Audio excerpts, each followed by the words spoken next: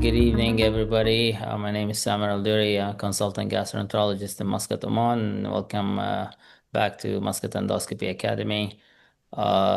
We've been away for a while now due to summer vacations, but we have some great webinars coming up. And I think the first one is where we need to pick up where we started regarding polypectomies, and this is Polypectomy Series Part 3. My good friend and mentor and co-faculty, Dr. Morteza Shafazand from Stockholm, Sweden. Hi, Morteza, and thank you so much for joining us again. Hello, Summer. Thank you for inviting me. It's always my pleasure to be with you. Absolutely, it's my pleasure. So I think today on the agenda, what we're about to talk about is like the third part of our polypectomy series, where we're going to be discussing in brief hot snare polypectomy, EMR, piecemeal EMR, and talk a little bit about endoscopic submucosal dissection, ESD, as well for a little bit. And I think the reason why we want to talk about this is because nowadays we know that like once a lesion moves beyond routine snare polypectomy, the main challenge is no longer simply how to remove it, but which strategy gives you like the safest and the most complete and most oncologically meaningful result. So I think this episode will focus a little bit more on advanced colorectal resection decision making and some technical aspects of that. We will be discussing when a standard hot EMR is appropriate, when you can opt for piecemeal EMR, and when you should go to MDT and opt for ESD. So this is an episode that is going to be tailored more towards I think I would say people that have been doing resection work for a while or have not been doing it for a very long time, but are very enthusiastic about, um, let's say, speeding up their learning curve. So, Mateza, I'm going to just start with my first question here, which is, I think, a very general one. When you're about to assess a large or complex colorectal lesion, and we're focusing more on colorectal lesions here because they are way more common than, gastric or esophageal stuff. What tells you that this is no longer just a routine cold snare polypectomy and now requires like EMR or piecemeal EMR, ESD, or even something more complex than that? It's a couple of things. First of all, is the size, of course, and if it's not suited for piecemeal for cold polypectomy, whether it is too big, if you decide if you have to take it in one piece, then and I'm going to touch it a little bit later. Then we know that it's not so recommended that you take more than 10 millimeters polyp with a cold snare. Generally, the other thing is that when it's not suited for cold piecemeal EMR, which I think we touched a little bit last time, right? Mm-hmm. As I mentioned last time, it's like if you have a SSL, sessile serrated lesion with dysplasia, that you have very carefully accessed the lesion and you have seen the sign of dysplasia, then the recommendation is that it's not cold snare. Mm-hmm. But one thing that I use almost on a daily basis when I find lesions in the colorectal area, and now I use it, and I recommend to have it in mind, it's the SMSA score. This is a very, very good one, can help you regarding to how far you are in your skill.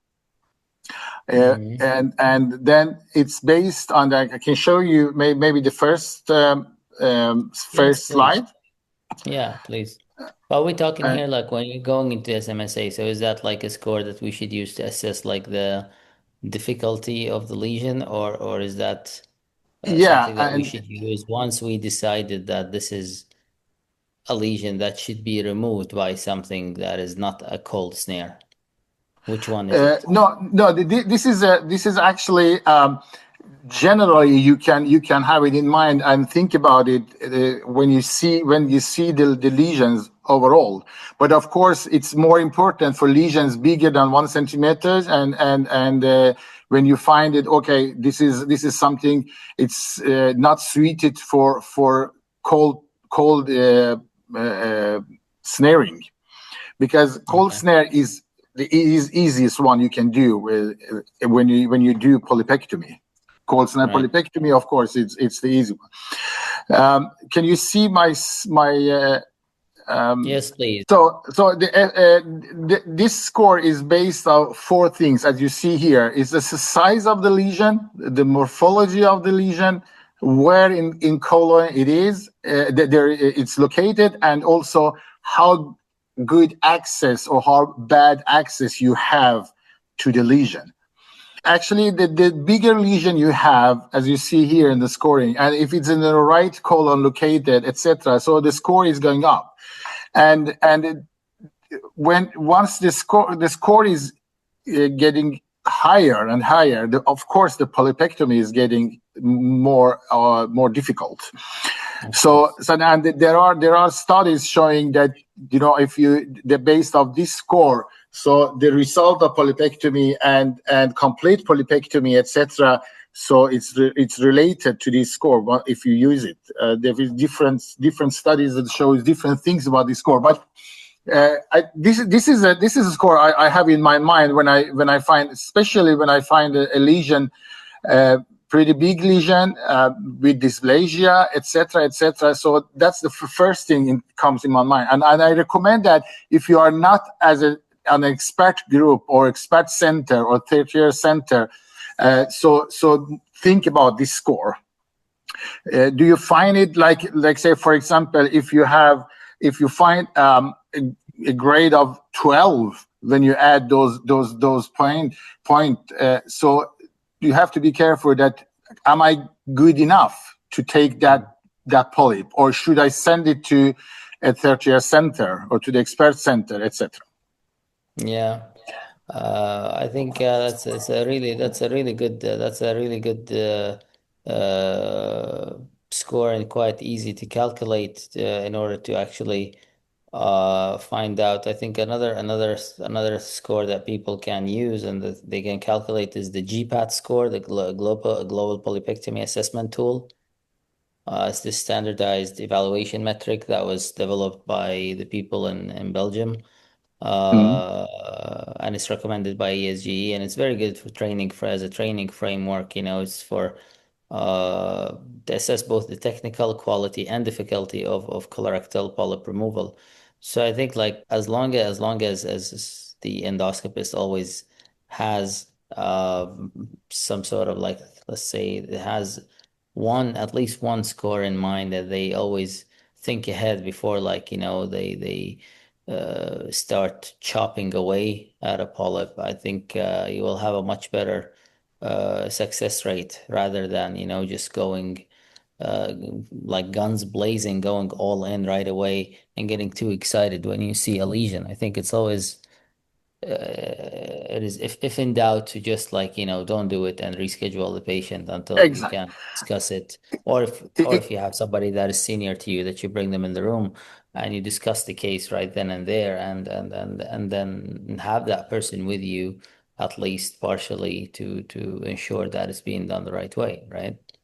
Exactly, and that is very, very important thing you're touching, because I have a feeling that some of colleagues maybe feels, oh, if I don't take it, maybe they think that I'm not good enough. For me, it's just opposite. If my colleagues send it to me, say, look, this is above my skills, please help me, because once you do something with the polyp, when you take it and it's not complete, it's much more difficult later on for the next one who's going to clean it after that. And we see sometimes, I'm sure you have seen many, I see several in a week, when they come, and we not even ESD is possible to do it with the recurrence, with lots of scars, etc. And we have sometimes we are forced to send the patient for unnecessary surgery if from the beginning you had the colleague thought maybe it's better to send it to the expert center.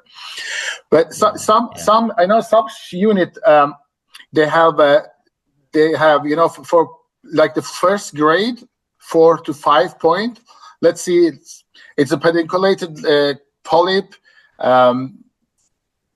10 to 19 millimeter, easy access, or it's a very small sessile, not a bad access, etc. So that's they decided we give the first grade to our resident doctor, and 6 to 8 is for gastroenterologist overall.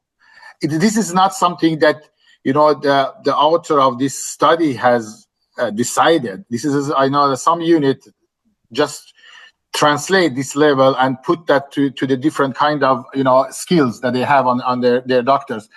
And if you are colonoscopies with very more interest for polypectomy, etc., and you have done so, it goes to grade 3, and the grade 4 is for expert center. Yeah. So if this is great. So if we were like, I think everybody can, who's listening and who's interested in this kind of topic, they're aware of ESGE guidelines regarding EMR, and I think it is one of the longest documents that has ever been published by ESGE, and there is like just so much information there for people to read, like all the details if they're interested. And there's also like a very long document about ESD as well.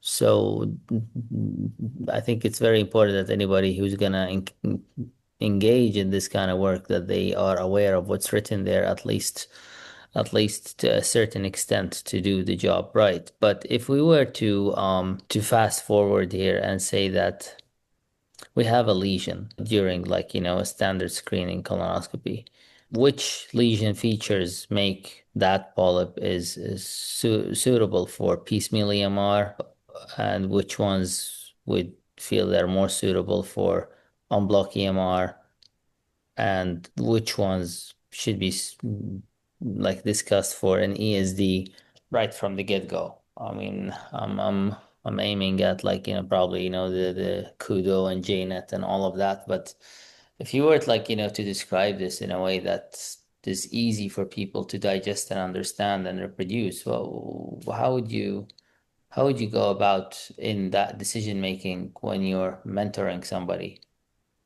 Yeah, I mean, that's you see the ESG guidelines now, right? You see my okay. Yeah, I see. Yeah, that's lots of data, but I mean, you can go to that for just the specific lesion you have and check it, and you don't need to read all of this and this one time. This is something that you can go back and check it and have that interest. Okay, now it's bigger than 1 millimeter, 10 millimeter. What should I do? What's the recommendation, etc. As you see here. Most of the lesion, lesion smaller than 10 millimeters, we know that the risk of cancer in those lesions are very small.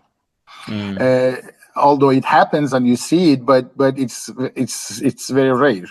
So that's why the recommendation of ESGE is lesion bigger than 10 millimeter before you do anything therapeutically. So assess the lesion, look at it. We were talking about lots in the previous episodes. It's put your time on assess the lesion, both morphology and the pit pattern, the vessel pattern, etc.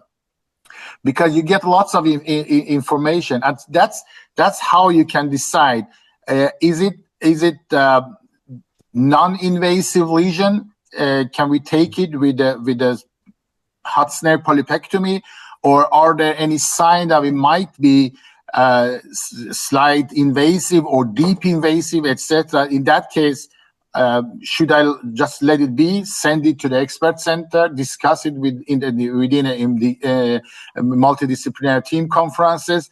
Should it go for EST or even for surgery? So that's your assessment. I think in the landscape of polypectomy, the assessment is the most important thing. That's in my personal point of view of that. So everything. I mean, when you talk about EMR, so they have changed some definitions, some new in this latest ESG guidelines, which came out 2024. When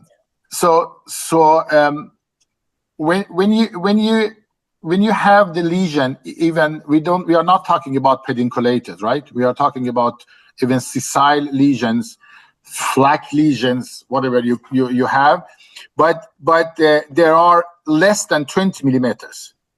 So before, when you lift that lesion and you put the snare around it, we called it EMR, right? But nowadays, according to the MEA definition, it's still hot snare polypectomy.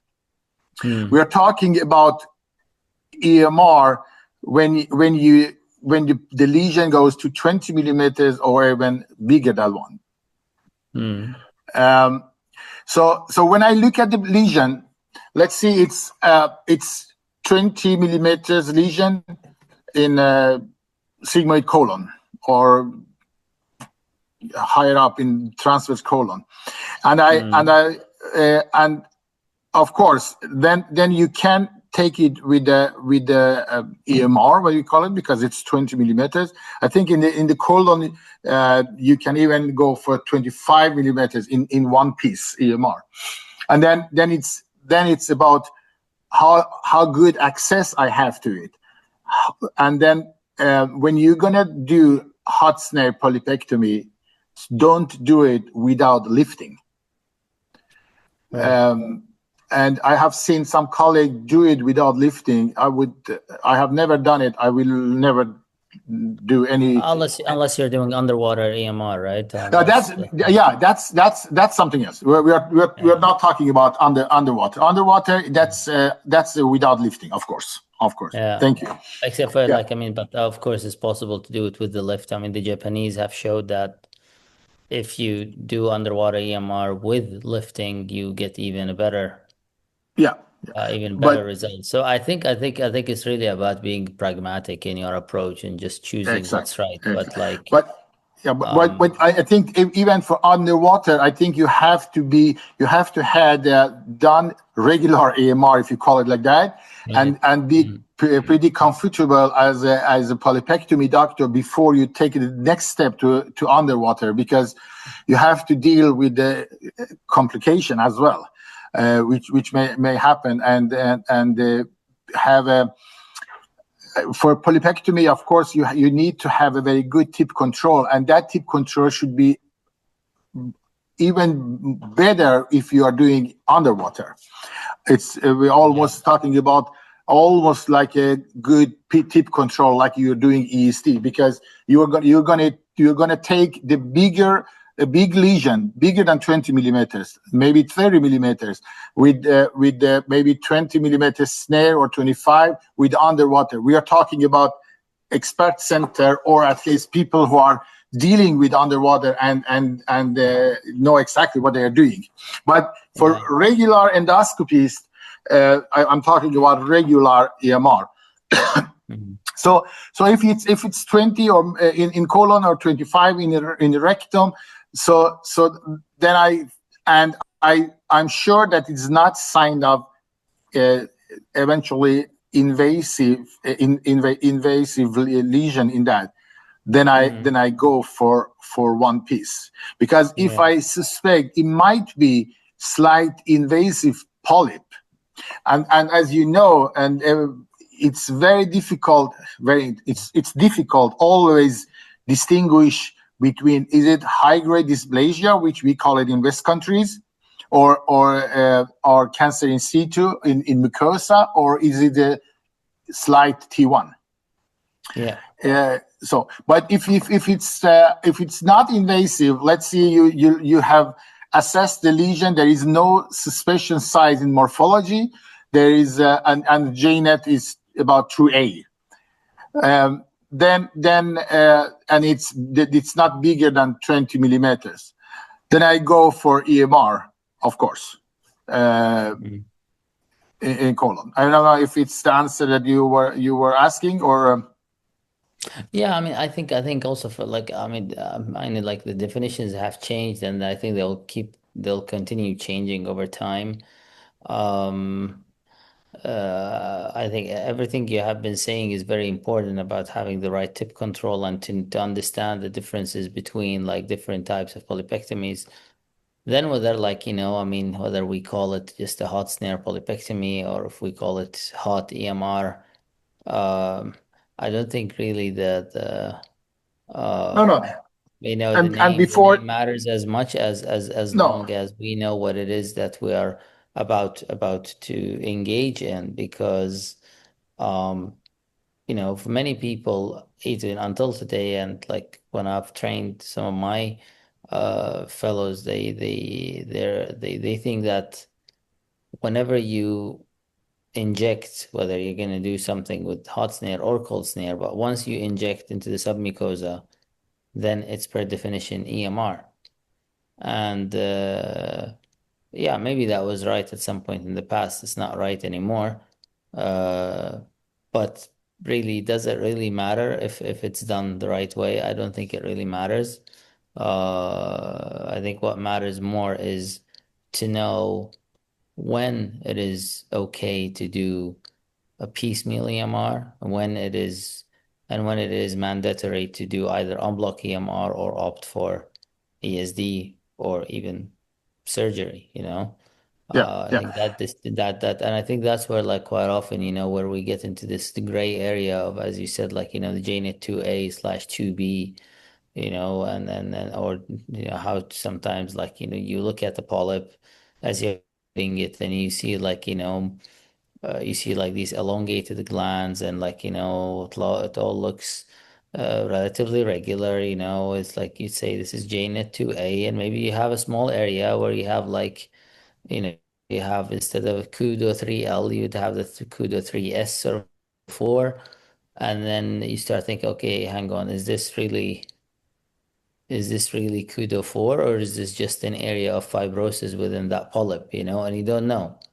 And it becomes really and it becomes really difficult to tell. And I think when you're in doubt, either you should discuss this with someone or opt for the safer option if you do not have that possibility, rather than just like, doing it, just getting it done just for the sake of getting it done. You know what I mean? I don't know if you agree with me on that. I completely agree with you, and that's what we are. That's the role of, MDT, or discuss with the senior doctors, or some call it polyp conferences, or whatever you call it.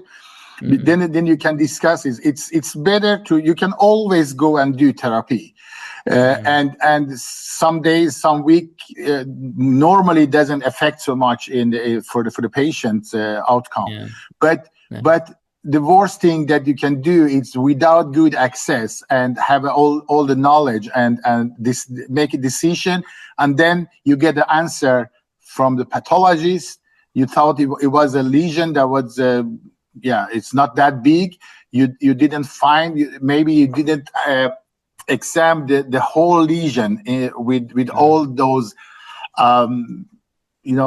very sophisticated instrument you have, and you couldn't find that small part of invasion. We did the whole lesion, and then you get answer, and you took it maybe in 2 pieces or 3, and you get the answer from the pathologist. I said, this is a cancer, and of course they cannot tell you about how, if it's radical or not, and that it's not radical because it's not 1 piece.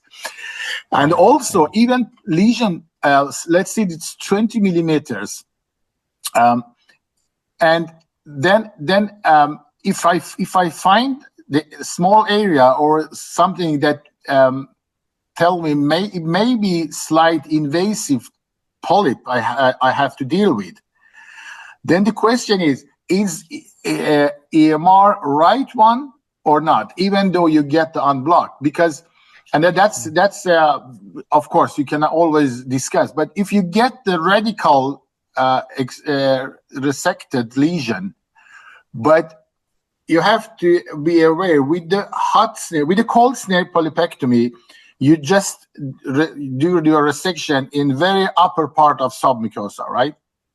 Yeah.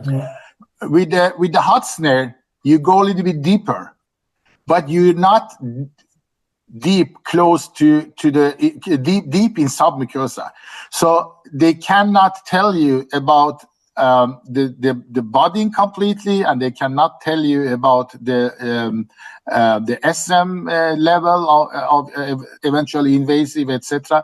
So those cases, if I suspect that probably it's a early T1 cancer, then Yeah. I don't want to go with the even it's just 20 millimeters. So I rather Yeah. to go deeper, and then I choose the EST. Yeah. Of course, after discussion in MDT.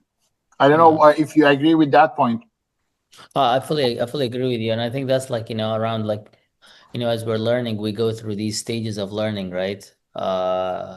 We start and as we get better, we become more like, not just competent, but also like, become consciously competent, and then we become unconsciously competent about what we're doing. But I think most mistakes are usually made when we are still in that stage, when we are still at the base of the pyramid, which are unconsciously incompetent.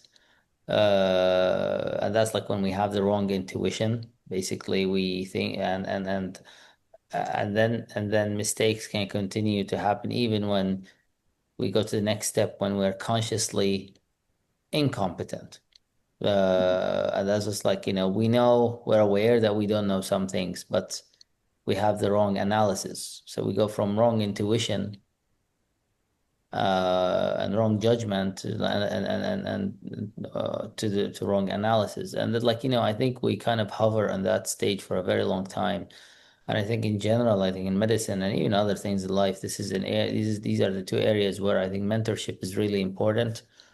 It would help you to actually navigate through these stages to get to the next one, to become consciously competent, to be able to actually make all of these assessments and take a step back and, like, just breathe, read the polyp carefully, and make sure that your toolbox is ready. Like, I mean, thing that annoys me the most, for example, sometimes if I'm with someone, when I'm trying to train somebody, which is something that I have learned during my own training, is like if you're about to embark on some resection, but you have not checked beforehand what you have in your toolbox, which is something that you should do even before you even start any procedure. It should be done already in the morning. You should know what's in your toolbox and not just, like, assume that everything will be there, because maybe you're gonna be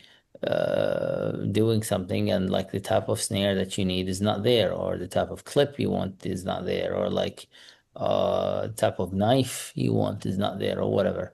So I think this starts already with that. It's way before, like, dealing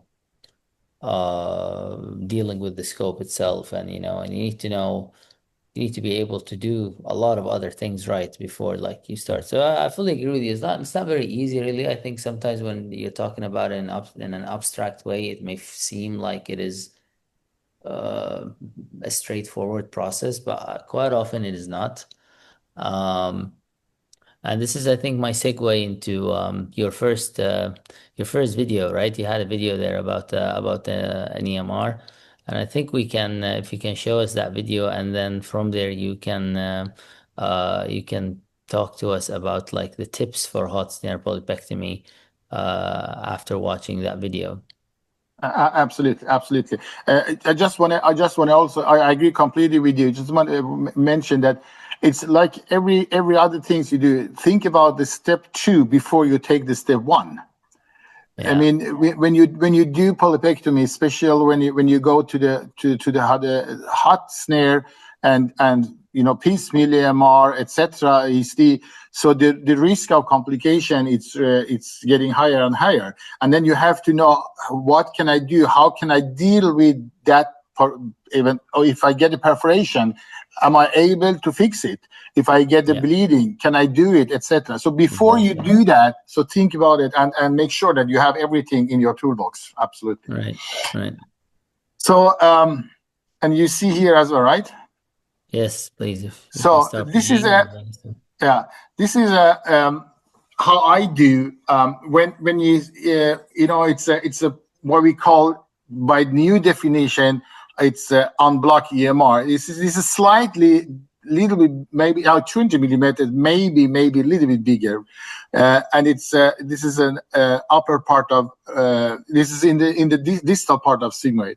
As you see here, I look at it and I washed before that I see the whole entire lesion. Then I can just stop here. Then when I decide that this is suited for I want to take it on block, because I found maybe just there was a part of that, or the wider vessels, maybe JNIT 2B, but not more than that, not a high risk at invasive, etc. Then my tip is that think, how can I do polypectomy easy for myself? My mentor used to say that polypectomy overall is not difficult unless you make it difficult. So in this case, I want to have the polyp looking more forward to me, that I have access. And if you saw it, the oral part was a little bit difficult to get to access to or see, etc. So when I put my first injection, the injection is very, very important. Then I think, how can I inject that polyp comes forward to me to make it easier for me? Right. And as you see here, I started in the oral part, and then I go to the anal part and put more lift. And sometimes I get that question, how much can we lift? I mean, there is no exact answer to that in millimeters, etc. You have to feel that you are comfortable with that. Here, you see here, I want to make.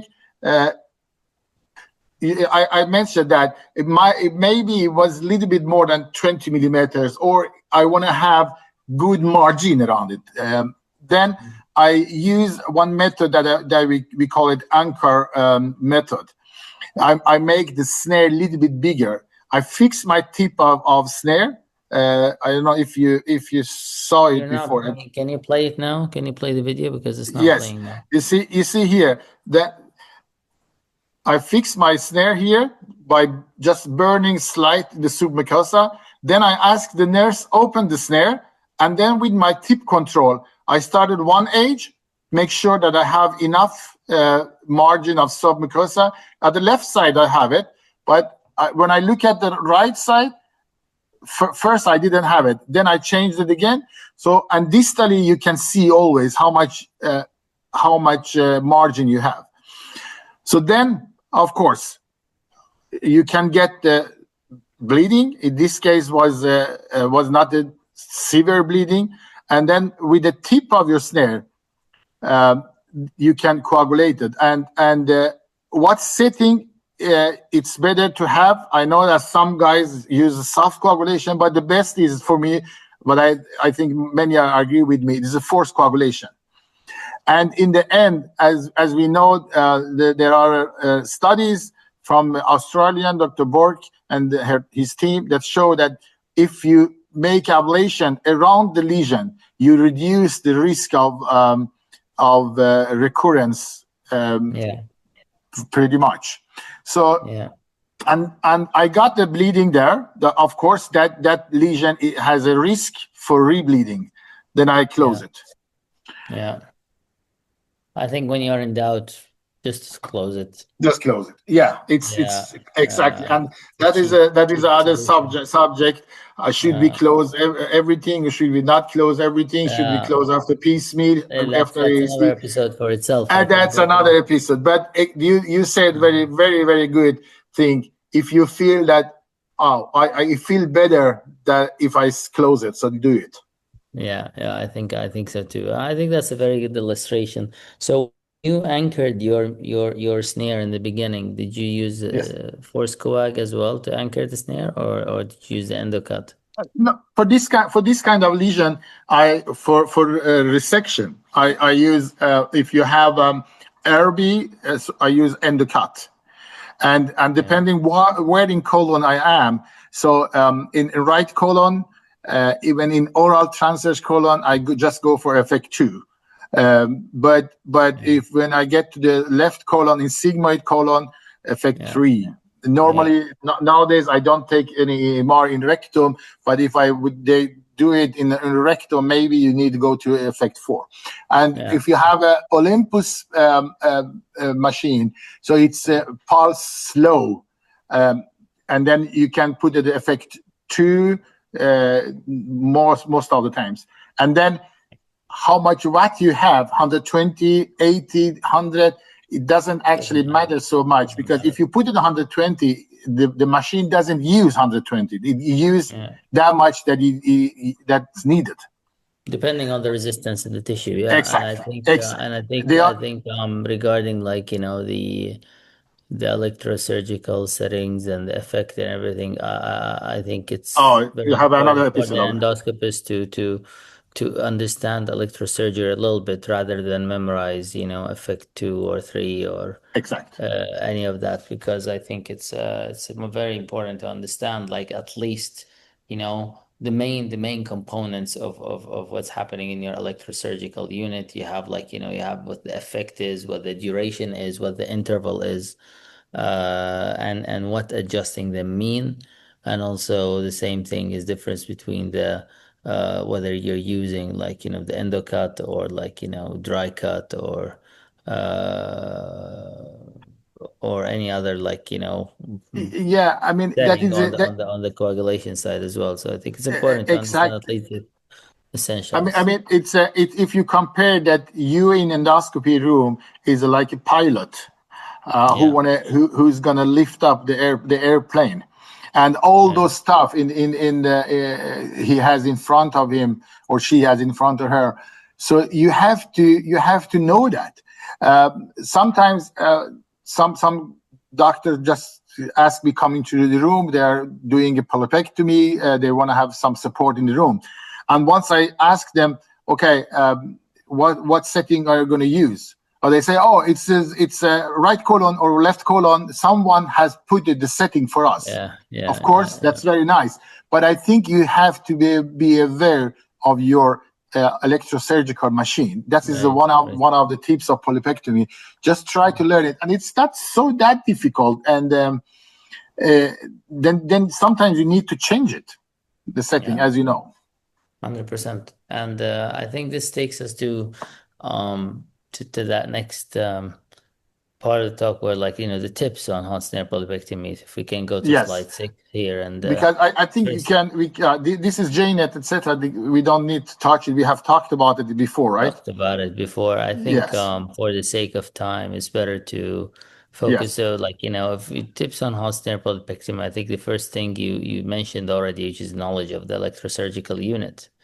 But if you walk us through those other conditions that you outlined there quickly, and then we can see another example and discuss how this was done appropriately. I just want just very, very short that we were talking about when you asked me how do you think when you see the lesion, if it's suitable for take it with piecemeal EMR, or maybe he had to go to ESD. Or so now there's JNet. Everyone knows about JNet, and we know that the JNet 2B has subclasses. So and this is a very useful to know how it works. I mean, what is JNet to be low or high, and it's low risk and high risk. I'm not going to say so much about it, but then if it's JNet to be, it's higher risk that it might be slightly invasive cancer you have to deal with, and then you have to do some kind of chroma endoscopy, etc. But I think Olympus nowadays have very good pictures, YouTube channels, everything, so you can learn about. I think all the manufacturers nowadays, if you have the late generation of scopes or processors, they have fantastic picture quality that make it much easier for you. And like, I mean, worst comes to worst, I mean, just look at your lesion. I think I would always tell anybody who I work with, is something that I was told before. I think works great. Just look at the lesion and just to drown it in water to give it like a natural magnifying effect. It will naturally look bigger if it's submerged in water. So just like you wash it until you submerge it in water, and then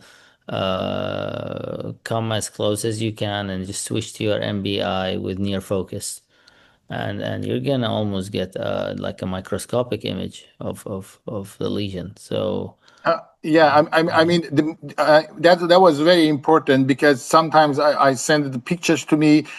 People ask about assessment, etc., and I see the lesion is not washed enough. I cannot see some part of the lesion, and maybe that's the part that is most important. So take your time, wash the whole lesion, and assess the whole lesion. Yeah, if we talk about, like, I mean, because I'm very like, curious about, I think I know how you would, I think if you would ask me, I can resuscitate, like recite how you, like, what your tips are for a hot snare polypectomy from the time I used to do them with you. But let's say if you were to teach me again how to go about in removing a polyp with hot snare. So we have covered, like, the electrosurgical unit. What would be the next thing that you think we should be looking at here? Exactly, and I mean, I go to the last one on the slide, the tip control. I have seen many colleagues that are very good endoscopies, but they rely very much on the rotating of the right, the right hand. They're rotating the shaft of instrument. This is not bad. I'm not saying that method is not good, but once you get to a little bit difficult lesion, then you need combine both using both wheels at the same time, or at least have a tip control with your wheels, and also rotating with the shaft. So then you get some problems. So my tip is learn. I mean, do a very high quality colonoscopy. I have seen doctors doing polypectomy, but when I look at the way they do colonoscopy, so I think they have to change some part of their learning, and do colonoscopy with high quality. We have talked about that so much. You had a very good course in last winter, etc. So be a good colonoscopist before you started to learn difficult polypectomies. I fully agree with you. Like, to learn this tip control and to learn and especially when it's located a little bit higher in transverse colon, in the right colon, you cannot have a couple of loops and difficult to access, and then when you start to do polypectomy, think what happened if I get the bleeding and then suddenly I don't get access to it. I mean, that's very, very important. So the shortest way to the lesion, that's a very straight colonoscopy with not so much colon, not loop at all. So yes, electrosurgical unit, knowledge about it, I think it's very, very important. I think you agree with me. Of course, it's very good that someone has fix it for you and name it for right colon polypectomy, left colon polypectomy, etc. But you are in charge, again, as a pilot. You have to know what you are doing, because you are giving electricity to the patient. Exactly. You are warming up the tissue. So that's your job to know how this machine is working. What happens if I go up one effect more or one effect down, if I change duration, interval, etc. I know this is another episode to talk about electrosurgery, and I'm sure you have already had it maybe, but try to learn your electrosurgical machine. This is I think this is very important. I think it's and if not, just have a cheat sheet, just like put it as on a piece of paper that you just attach to your electrosurgical generator to understand what you're doing a little bit more. I think that would be very important. Yeah. And the snare, regarding the snare, you write there that you need a dedicated snare. Yeah, I mean, for cold snare polypectomy, as we mentioned and show you, you have to have a very thin snare, right? That you have to be able to cut it without any electricity. But here, if you use a very thin snare, which some colleagues you do it, but then you have to adjust maybe your diathermy, because the time you are cutting and you are just resecting, not only by cutting but also by warming up and exploring the tissue, etc. And these two method helping you to cut the polyp, right? So then you have to have the snare that can prolong that electricity you want in the right way to the lesion, to the scuff of the polyp if it's pedunculated, or to the base of the lesion, etc. If it's very big, then it takes more time before it can cut, which means that you are giving electricity longer to the patient, with the risk of perforation, for example. If it's too thin, maybe you cut faster than your machine have time to coagulate at the same time when you go to the tissue with the different density, etc. So normally 0.47, it's a good one. And different companies have different name of that. I think all of them are good, but you find your snare which works for you best. Some colleagues love hexagonal form. Some like this round shape snare, etc. It's what it's suited for you. Then as I mentioned, for me it's at least 50% of a successful hot polypectomy, whatever it is, hot EMR or piecemeal EMR or ESD. It's how to lift the submucosa, how to inject the submucosa. You can make it much more difficult if the lesion is going over a fold in colon. For example, if you started with the distal part, you push the lesion to the oral part, right?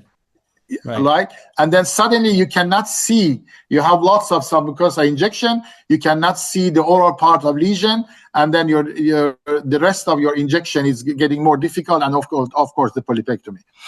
So optimal submucosa injection is very, very important. Then I mark always the snare, and I know some endoscopies, they just at the moment they want to cut, they uh, take the snare in their own hand, yeah. because they're talking about the feeling. I feel that it's going well. I feel now it's too big, it's too small. Mm, Because that's about, have I only grabbed the submucosa, or yeah. do The I muscle. have some muscle in within the snares? Yeah. That's the question. And by marking, you almost just solve this problem. Yeah. I think I showed the marking last time, right? I don't remember really, but Yeah, I yeah, think the concept is very clear, the way how it yeah. should be I think done. I show how I showed how we do in the pedunculated lesion. I had with the last Oh season. yeah, yeah, yeah, Yeah. yeah, yeah. Right, So, right, so right. so Yeah, mark the lesion, and once you get to the mark, then there is no way that you have some, almost, you have mm, even a muscle layer within the snare, because you yeah. cannot get muscle layer within the what do you call it, of the snare, uh, the plastic one, what do you call it, But yeah, the sheath of the snare, the the sheet, sheath. yeah, the sheet of the snare, Yeah, sorry. yeah, yeah. But Um, submucosa, you can just make it so small that you can get it within the sheet of the snare. yeah. I think something that some people that just don't want to mark the snare and they want to just go and cut right away. I think one thing that can make it easier for the physician, for the endoscopist to understand, is to do the way I think they do in Australia, or the way, I mean, they do in Belgium. What I learned how to do a lot of these things is by uh, taking the snare from the nurse and doing the feeling yourself, to feel that spongy feeling as they call it, and then you do the cutting yourself. And that way, just to, like, I mean, at least initially, to get a feel of what it should feel like, because quite often when you even when you mark the snare appropriately and you tell the snare close until you reach the mark, and she closes until she reaches the mark, and I ask her, do you feel resistance? The always say yes. Because yeah, if you have a polyp that's 20 millimeters in size and you have a snare around it, of course she's gonna feel resistance. But I think it takes a lot of years from a nurse to actually understand the difference between resistance between because it's grabbing the submucosal, or if it's resistance because you're grabbing the muscle. Of course, of course. And Uh, um, but the thing is that I mean, if you want to, if you have a good feeling in your hand, and you are mm, doing polypectomy several times a day, of course, then both from the nurse or the doctor. But this method, if you know it, it doesn't matter if you have to change your assistant suddenly. yeah, If the assistant knows how the resistance, can she tell me for sure that it's okay, go on, or not? mm, mm, Because this is, as I mentioned, if you cannot reach the mm, mark, you know, easy. Maybe you mm, feel resistant, but you still can go to the mark. But if you cannot, then you have to stay and think one more time. Do I right. have muscle in my within my snare, or why does it work? Um, so this is I always mark it, and Same. I think, I still but do it as I well. do have respect for some guys that.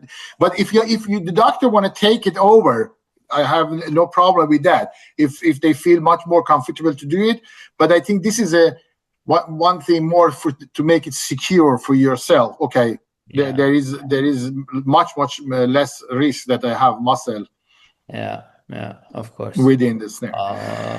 I think Yeah, it's a lot of this. This requires a lot of like doing and feeling in order to get to that stage. That's for sure. And sometimes it becomes quite difficult when the lesion is large.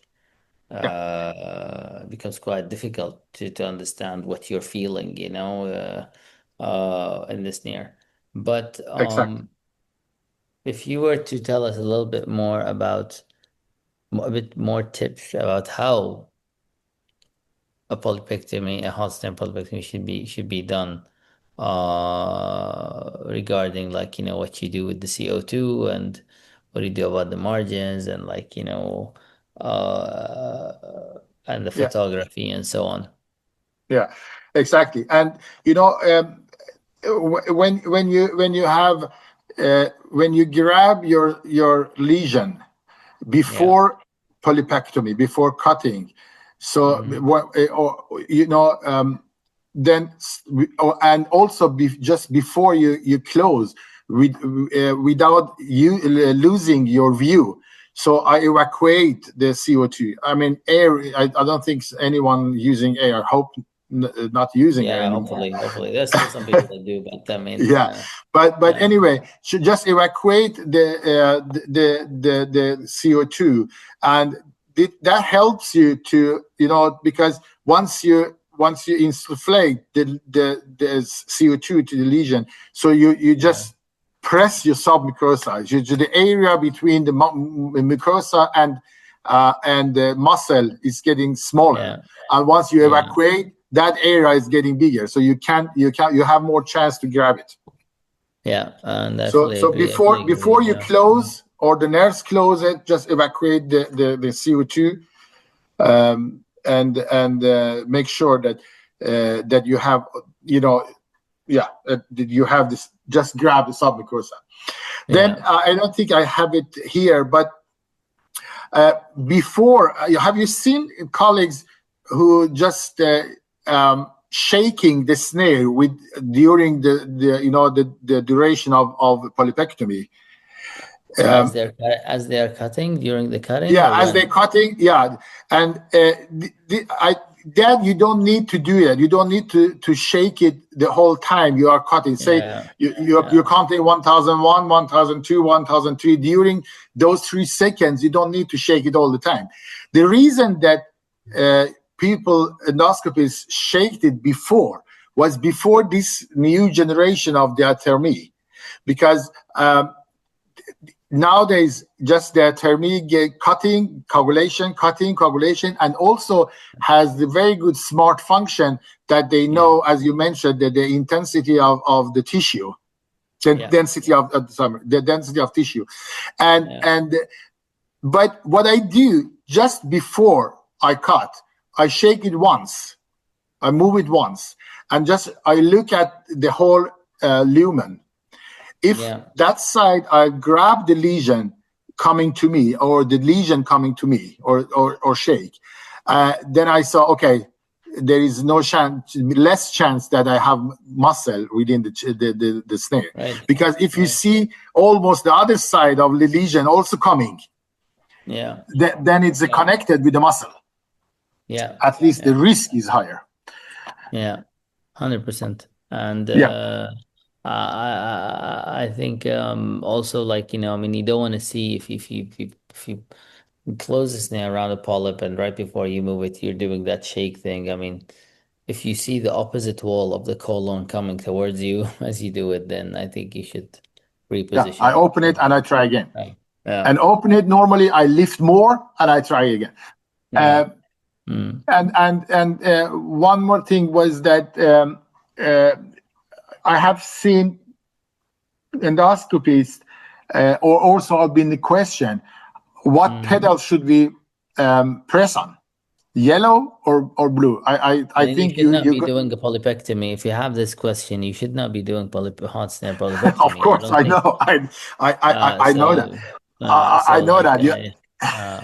but it is but a very I common question, and it's a frustrating one, really, when somebody wants to do hot I snare know. polypectomy, right? It's I know. I mean, sometimes you do polypectomy with the blue when you have a forced coagulation with a very long pedunculated lesion, etc. So you want to just cut it with the forced coagulation, explore the tissue, and the cut at the same time. But for this part, we are talking. We are talking about endocut or part slow, etc. That is with the yellow, of course. yeah, of course, of course. You are cutting. I think that is something with the electrosurgical machine episode that you have had or you're going to have. That's going to show what happened, because normally very, to make it simple, yellow is cutting, blue is coagulating, but there is lots between. Lots of program that is combination between cutting and coagulating, etc., etc. But anyway, so once you had removed the lesion, as you saw in my video, and you don't get bleeding, of course, because you have to deal with it first. Then just put ablation and coagulate the surrounded area, which is we call it, and in the polypectomy guidelines also mentioned many times, snare tip soft coagulation, and that is very important. It should be with the soft coagulation, because soft coagulation, it gives you warmness, it gives heat, very low frequency of that, and go deeper. It's deep. That's it's the deep. point, right? You want to go deep in there, and let's go deeper. It's slower and deeper. I mean, when you put on the forced coagulation, it gets lots of heat just directly, but more superficially. So that's a soft coagulation. And I think it's 80 watt. Is it an effect? I think it depends really. I rarely do 80 watt. I usually do less. I put on the 60 or normal. 60 sometimes. So it depends where you are. But I think what you want to see. It should be very clear what you want to see. You want to see that whitish discoloration. Around the edges, and you should do it and this is I think where tip control becomes very important, because you need to have that rim and you need to have it all around. So you should not have these small islands where you did not do your coagulation, so and also the thing is that as you saw in the video, if you get a little bit bleeding, we're talking about coagulation and stop the bleeding with the tip of the snare, and then with that I mean really tip of the snare. You just point it on it, just go to it and stop the bleeding. But in this case, I want to put a little bit more of the snare outside and put it on the mucosa, over the mucosa, that it touched the mucosa, and I see, as you say, the whitish, or they call it the frozen sign, even to give the heat. You see something happen with the mucosa around it, and then and look at very careful at the whole area, that you are not missing a small part. Exactly. I think we will have an episode about complications of polypectomy, and where we talk about the bleeding and perforation, because I think that's a whole chapter by itself. How to handle it when you've done everything perfectly fine. You have lifted the polyp appropriately. You have enough injection solution. You have the right settings, and then you do the cutting, and you think that you spent the amount of time that is necessary, but once you remove it, and you just get this bleeding vessel that just wouldn't let go. How to deal with that? I mean, so I think that'll be one of the things that we'll be discussing in a separate episode, because there are many tips here that we can give on how to do that, by using the mechanical tamponade with your cap, using your water jet to clean the area, but you should make your water jet not on maximum. And who is better than you talk about the complication, when you had a very good lecture on the gigs, I remember that. So of course the other thing is that close the lesion, always in the right colon, when you do EMR or piecemeal EMR. That's a recommendation. But as Samer mentioned, when you feel that it's better to close it, so close it. And especially if you see that you got some bleeding, that you have you can see the vessels, etc. So then you have to close it. And of course, if the tattoo, we're not going to touch it so much. It's always distally or anal to the lesion with the good space. Don't put it close to the lesion. And of course, documentation is everyone knows it's very, very important. Yeah, maybe it's like just want to say that, as I said before, this is like a topic that regarding the closure and handling bleeding and peri-procedural bleeding and perforation and closure. This is something that we will do on a separate webinar because it's a chapter for itself. Yes. Yeah. And the next slide I show you. I mean, we have been touching many times those things that, but you have to have a strategy. How can I take it? If it's a one piece unblock EMR or it's a piecemeal EMR, so have the strategy always clear for yourself. And your working channel, we had mentioned that it's about all polypectomy at 5 to 6 o'clock. So I think we have touched that those area enough much, right? Yeah. I think we talked about it even when we talked about cold snare polypectomy. Yeah, I think I mean having a straight instrument and like working close to your lesion. Exactly. And like sometimes even opening a lot of people are scared to do that, but you can sometimes you can open your snare when you're still inside the colonoscope. Exactly. And the colonoscope back. Exactly. And when you go over to the piecemeal EMR, when you were going to take with this more than one piece, of course, this lesion is bigger and is suited for piecemeal EMR. Should I start it orally to distally or orally to anal that way, or from anal to oral, from right to left to right? You cannot say the one rule that's suited for all the lesions. It depends on how it works for you, how access is better, etc. But again, have a good strategy, and your first lifting is very, very, very important. Many times it's sometimes easier that you get to see the whole lesion, the whole area, that start in the anal part, take piece by piece and go further, then it's more clear area for you, and you reach the oral part easier. As you see here on those pictures. EMR, I think it's like most important thing here is decision making.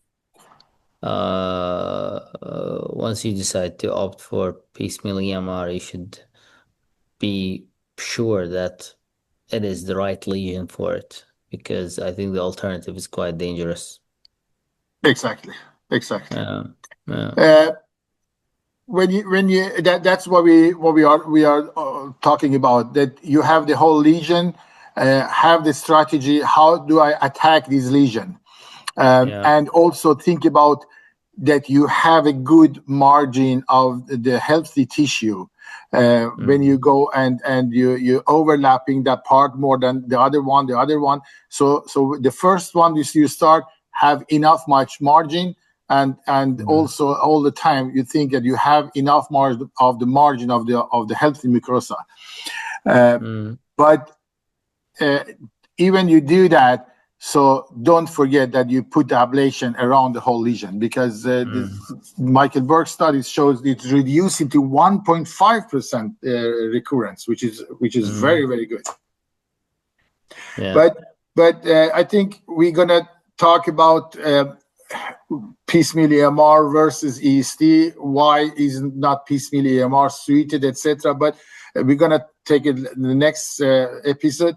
But I think, as you see here, and when you do a piecemeal EMR, if you have the suspicious area that it might be high-grade dysplasia or cancer in situ or JNET2B, maybe you feel that you maybe get the answer that it's a cancer. So please take that in one piece with a good margin at least. So even if they see here, it's slightly T1 with that it's no, that they cannot start budding, etc. So the lateral margin of this part is very important for pathologists and also the surgeon.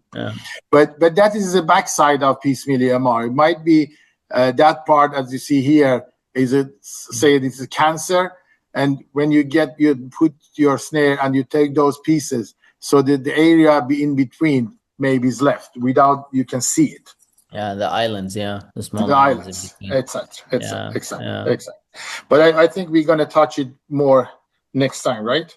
I think, yeah. I think with this is a very good image that you have, and an illustrative one, because I think that, like, if you're doing like EMR, piecemeal EMR in the colon, just take more healthy tissue. It's okay to take, like, a lot of healthy tissue around it. It's not a big deal. Sometimes you need to start your hot like your piecemeal EMR by cutting into the healthy tissue before you can get into the Yes. the lesion itself. So you can always, like, just take a little bit more of the healthy tissue, and see how that goes initially Yeah. before yeah. And I think it's a piecemeal EMR for many people seems to be an easy thing, but I think it's more difficult than on block EMR. Yes, it is. Yes, it is. Of course, and it's more things you have to think about. You have to Yeah. have him making count.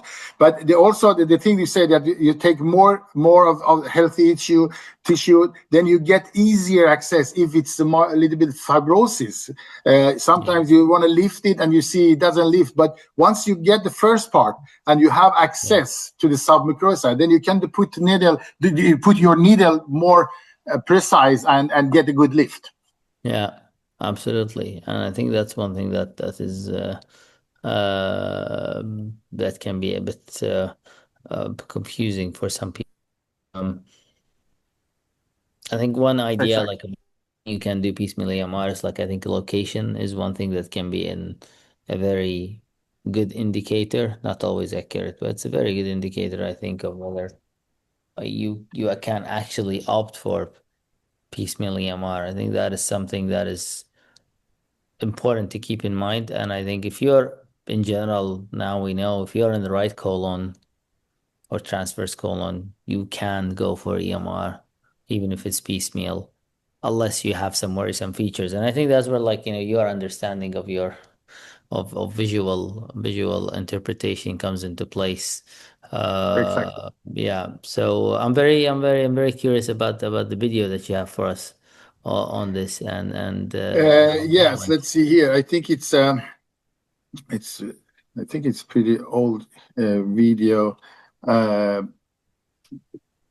So Yeah, let's I'm sorry. continue to The go first on. part is this is in transverse colon, and as you see here, I have been taking, and even that part, you see, I try to get healthy tissue at the left side. You see here, and the oral Yeah. part. I make Yeah. sure that I have healthy tissue within the snare, and then you see that's what I mean. I get better access with my needle to lift it, and always try to see that I've been overlapping the resected part and go to from one side, go to the other side. Then it's you can take piece by piece. And sometimes you have to leave some island, but please try don't leave island, because only small islands can be difficult to catch later on. It can be more difficult. So with your tip control, you can just move your snare very slowly and catch pretty big bites. And as you see here, you see it was the oral part. I make sure that I got, you see here the healthy part, oral part. And as you saw here, I started in the anal part and took piece and piece. Then if you go from left to side or right to left or left to right, it's a matter of which one is easier for you at that moment. Yeah. And this part was a little bit more fibrosis, but you see the resected area allows you to see the tissue much better, rather than if you started from oral and come to the anal part. It's a little bit more difficult, and then you have to put your needle to the lesion all the time. But here you can put the needle to the submucosa and lift it. And you should not be afraid to re-inject at all times when No, you're no, doing no. a piecemeal AMR. It shouldn't be like just the one injection and that's it. Just re-inject more and more. Yes. If I were to be like the devil's advocate here, like as you're removing this polyp, Morteza, um, would you say that your initial, um, when you have the snare out of your scope, do you think that maybe at times the snare was a bit too far from your scope? I actually no, no. As I mean, if you see, maybe a little bit. It's back to from 10 years ago. So I work even more close to the lesion and Yeah, retract the sheet a little bit more inside and just let the snare be outside the cap, as you yeah, see here. yeah. But once I want to catch the lesion, the part of lesion, then I go forward with my endoscope to not Uh, lose it. I save you yeah, the ablation late here. It was yeah, in the end of the video. yeah. So then you can go and then look at the whole surface. As you see here, maybe this is a vessel that I have been cutting. So don't leave them, coagulate them. And you have seen a small bleeding, hematoma here, etc. Then you have to close it, of course. Yeah. Well, And it's very today we important to have a know very that good closure. it's very important that to know that if you have like a small island in between and you need to remove it, quite often it's enough to do it just with the biopsy forceps, right? You don't because sometimes they're really hard to grab with the snare itself. Yes, So I've seen a lot of people just do it like, just you just take a biopsy forceps and remove these small areas. Some people just go and burn them with diathermy, um, compared to trying to catch them.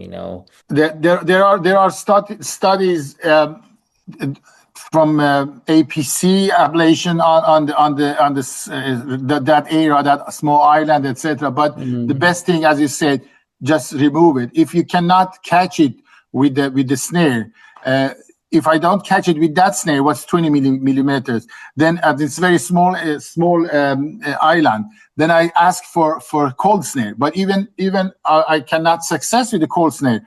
Of course, you can remove it with the biopsy, but the recommendation today is what we say cold that they call it avulsion, right? mm, But cold avulsion with then some kind of thermotherapy on it. mm. You could use before we call the hot avulsion or cold avulsion, but today they recommend you take it with the normal forceps biopsy and then just coagulate with whatever you do, Yeah. maybe And with I the think hot that's hot hot biopsy. yeah.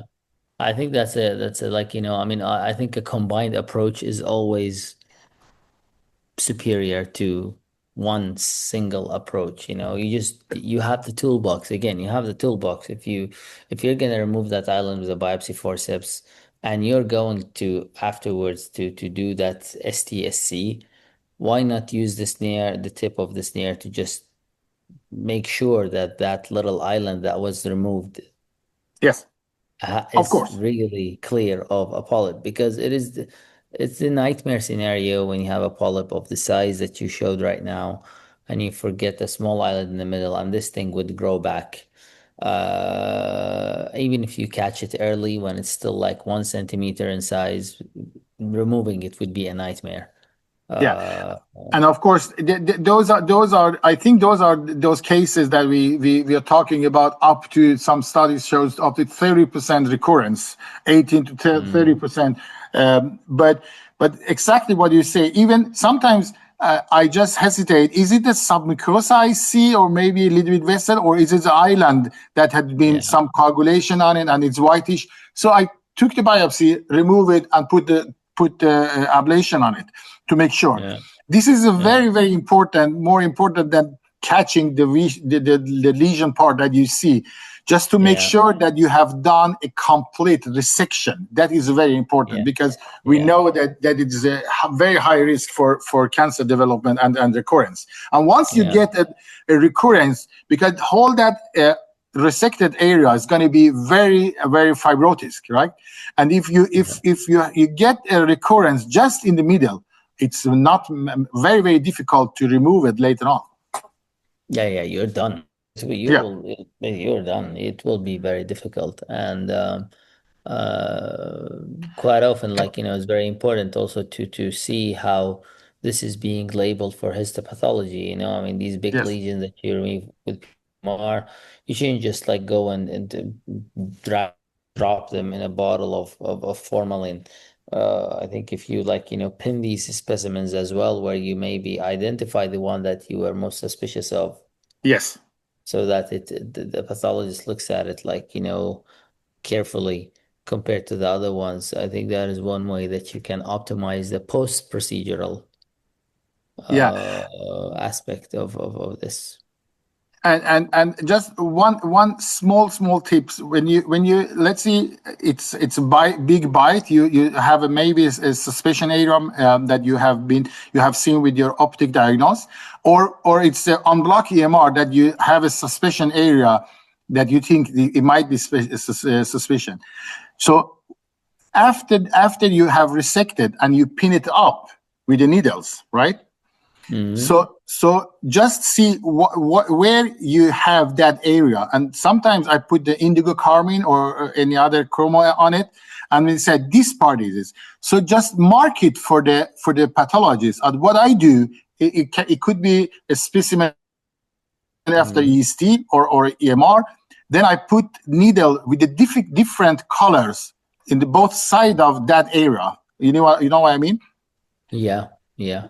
exactly. Yeah, the orientation. And then I write to the pathologist the area just between those two needles. That's what I macroscopically have a suspicion, because normally, when they put they slide the lesion, so they don't, maybe that part, it's not they don't slide it that they can see it. Is it 1 centimeter or 2 centimeter? 1 centimeter, I think they put the slide. Oh wow. So that's one thing. Whatever you take with Piecemeal or with your ESD, whatever you do, and you have one bite with the suspicion area that you pin up, and you think it might be in the center of the stilixum, for example. It might be an invasive cancer. Just I have a white needles. The head of needle are white, but I have also needle with the blue and red. I just put the red one to both sides, or the blue one, and I write to the pathologist, this is the area I have my suspicion on. Please cut there and look carefully at that part. And that's very important to have this kind of communication where you can actually do that, and that is a part about the post-procedural care that we may be not thinking about as much, because once we're done with the procedure and we think was done successfully, you're just so tired and exhausted, and you just don't care much about where the specimen ends up and how it's going to be sent. And so I think it's an aspect that should definitely be discussed also before you even start the procedure, so that you're aware of all the steps. And it was a very, very, very a good friend of mine, he's pathologist. He said, look, guys, I'm like an AI. The more data you give me, the more accurate data I give back to you. Yeah, absolutely. I fully agree with that. Barteza, I think this has been really helpful and really educational for a lot of our listeners and our audience. I'm very happy that you're with us today. And I mean, this conversation that continue for multiple hours, because there's just so much to unwrap here, but I think we should divide it in pieces to make it easier for us and for the people that are listening to us. But do you have any final words about what we have discussed today that you think we should address before we end today's episode? As a take-home message for this episode, I would say, think one more time. You have always have time for resection.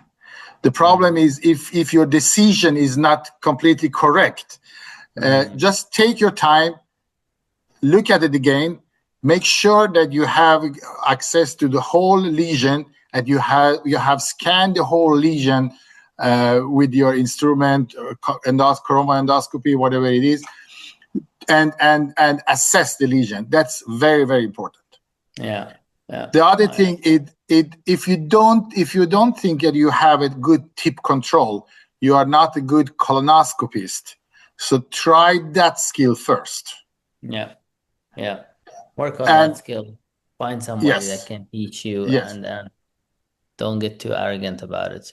exactly. Number 3 is that think about step 2 before you take the step 1. Make sure that everyone is aware what you are doing, that you have everything in your room, in your toolbox, if something happens. And Yeah. once you do so, have a good strategy. Make sure that you do a complete resection. Yeah. Don't make the recurrence for next time, because it's 100% much more difficult. I think that is so many golden, there's so much golden advice there that I think people should really pay attention to when they're doing this. But I think once we talk about the other types of procedures, like go into the submucosal part and the complications, I think we're going to be revisiting a lot of these things.